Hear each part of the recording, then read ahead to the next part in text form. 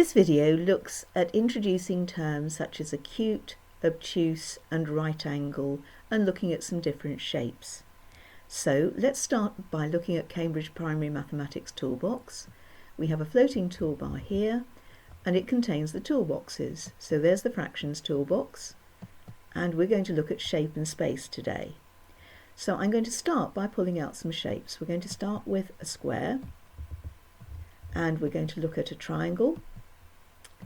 And I can make these bigger or smaller so they look about the same size. There we go. So we make it smaller, larger as we wish. Just pull on the handles. And we're going to look at a hexagon. So there's my hexagon. And we're going to talk about the angles that these shapes make. So we're going to look at ways of describing the angles. Now we're going to start with the square and we're going to look at its corners, which we commonly call square corners. And we can ask our pupils to look around the room and see how many square corners they can spot and where they can see them. The next shape, the triangle, if we look at it, has angles which are smaller than the square corner. You can see that it fits into the square corner, so it's smaller than the square corner.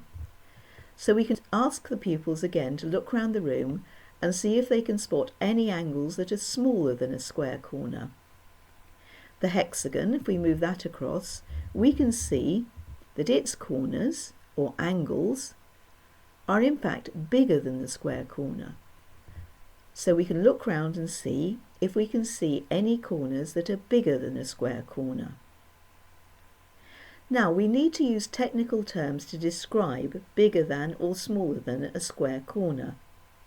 We can sometimes call a square corner a quarter turn, and you can explain to pupils when you come to actually measuring angles why this is so. But for the moment I'm just looking at acute, obtuse and right angle. So on the next page I'm going to show you how to get writing and angles onto the screen. So in the shape and space toolbox, let's just pull out the angle. I'm going to move it to the centre of the screen and I'm just going to make the arms the same length, and as you can see I can describe any type of angle, acute, obtuse, reflex, right angle that I wish to. So let's just put in an acute angle and let's put in some writing.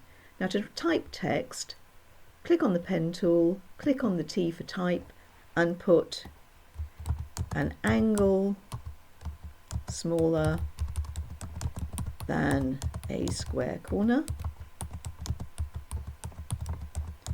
is called an acute angle. If I want to break this up a bit, so let's say I want to break it about here, put in a carriage return. If you lose the text control, just double click it and it'll come back.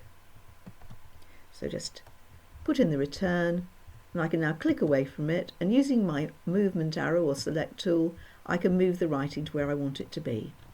So you can easily prepare a page that looks like this. So angles in a square corner are a quarter turn, also called a right angle. Angles less than a quarter turn are called acute angles, and angles greater than a quarter turn are called obtuse angles. On the next page I've used my clip art, which is here.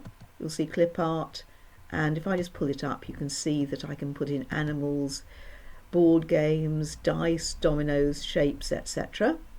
So I've just used that tool to pull in some shapes, and you can get them to write down how many of each type of angle each shape has, and then come up to the board and point them out.